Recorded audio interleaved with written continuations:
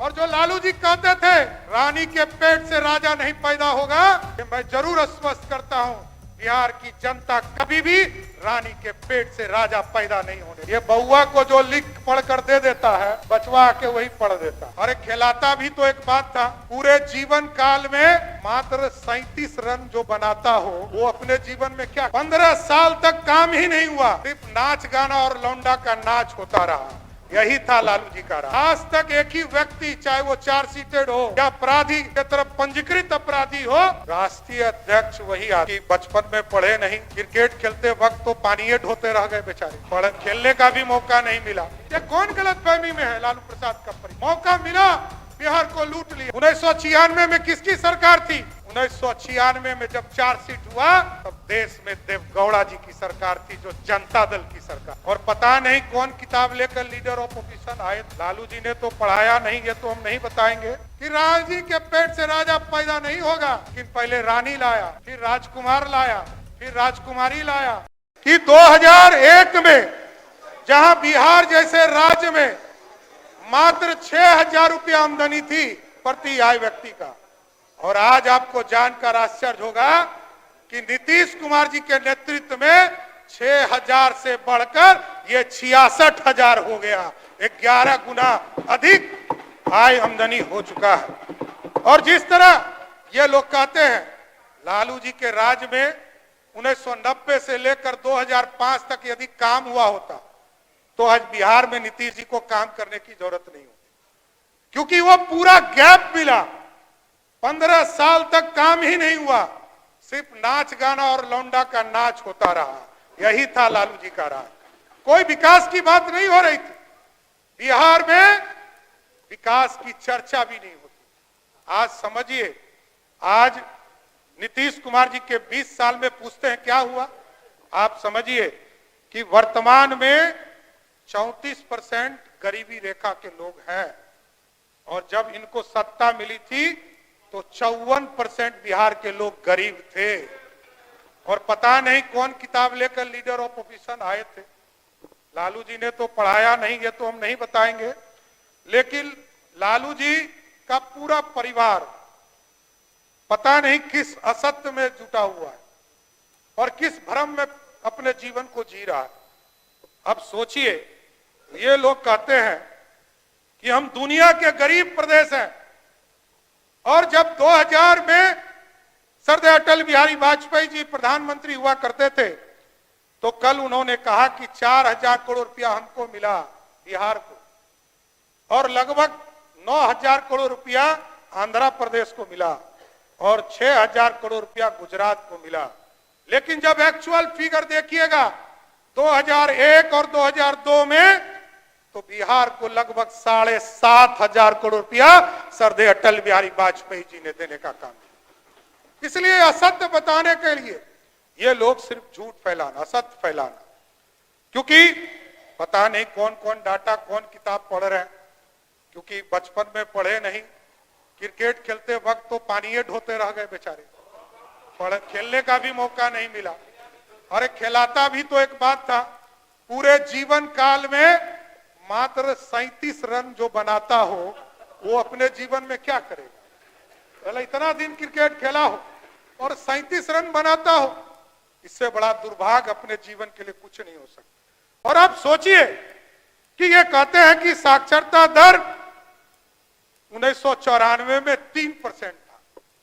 अरे 3% तो अभी जो है केरल में, उस समय कहां से बिहार में आ गए? ये सिर्फ भ्रम फैलाने वाले लोग। आज बिहार की स्थिति मैं जरूर बताना चाहता हूं।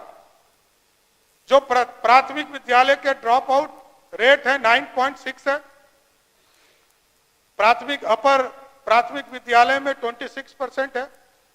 और जब लालू जी का राज था तो आपको जानकर आश्चर्य होगा, ये 60% से अधिक था। ये आज ये जो बता रहे हैं ये 3%, तो जो सबसे समृद्ध राज्य जहां सबसे ज्यादा पढ़ने की बात होती है कि केरल, उस केरल में 3% अभी है। तो इसलिए सिर्फ भ्रम फैलाने, ये लोग कभी विकास की बात नहीं कर सकते। ये लोग हारने वाले।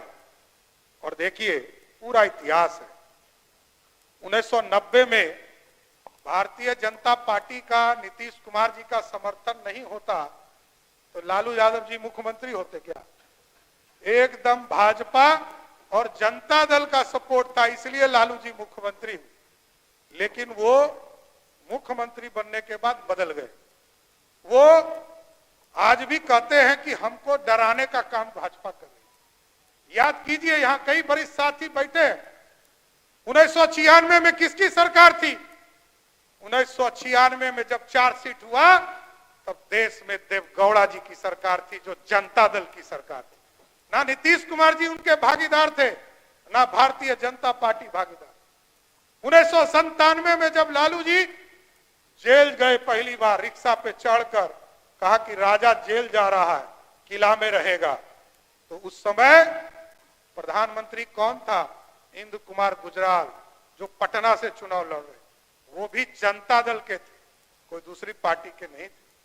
लेकिन उनको लगता है, क्योंकि सबूत तो उसी समय आए, कोई सबूत अभी तो आया नहीं, सारे सबूत उसी समय इकट्ठा किए गए और वो जेल गए। इसलिए मैं जरूर ये बताना चाहता हूं कि बिहार के विकास में लालू प्रसाद जी का कोई योगदान नहीं।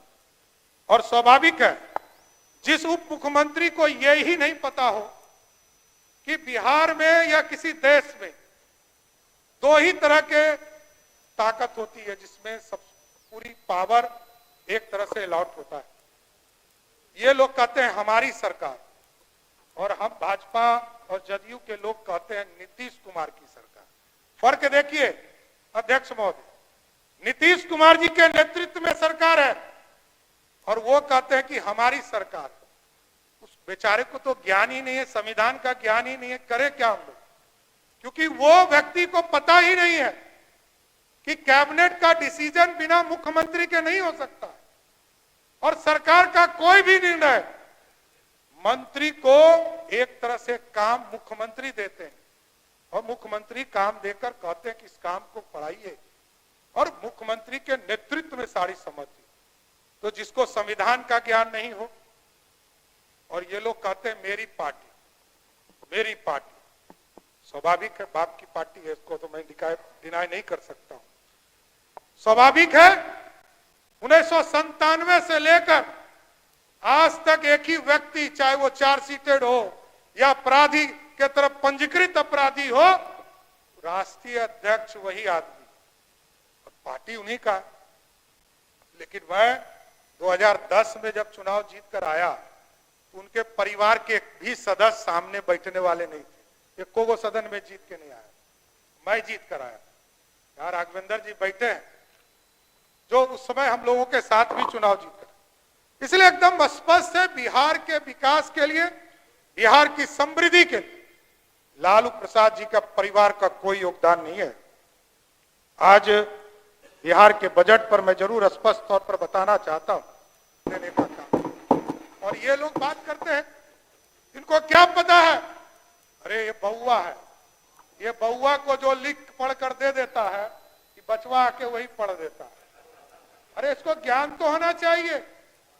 इसके लिए कोई दोषी नहीं हो कि तुम 36 वर्ष के हो, लेकिन यह स्पष्ट बताना चाहता हूं, नीतीश कुमार जी आज भी 74 वर्ष की उम्र में तुमसे 4 गुना ज्यादा काम कर सकते हैं, इतना स्पष्ट है। ये कौन गलतफहमी में है? लालू प्रसाद का परिवार मौका मिला, बिहार को लूट लिया। बिहार में मेडिकल की पढ़ाई उनकी बेटी करेगी, कोई गरीब का बच्चा नहीं करेगा। उनके कोटा उन्हीं के बेटी को मिलेगा, उन्हीं के बच्चे को। यही तेजस्वी यादव थे, जब 13 वर्ष 14 वर्ष के होंगे तो इनको खेल पुरस्कार दे दिया। बताइए, जो व्यक्ति 4 वर्ष की उम्र से घोटाला कर रहा हो, जमीन लिखवा रहा हो, वो व्यक्ति को खेल पुरस्कार, अपने आप में दुर्भाग्य। और ये लोग कभी सामना नहीं कर सकते, ये मैं जरूर कहता हूं।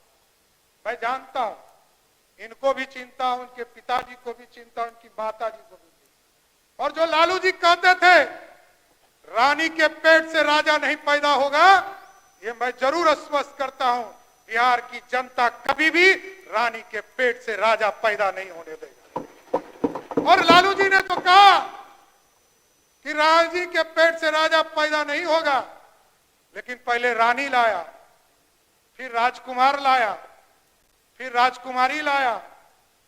लेकिन लोकतंत्र है साथियों, एकदम अध्यक्ष जी, आज बिहार में बिहार की जनता सिर्फ नीतीश कुमार जी की तरफ देखती और देश में आदरणीय प्रधानमंत्री नरेंद्र मोदी की तरफ।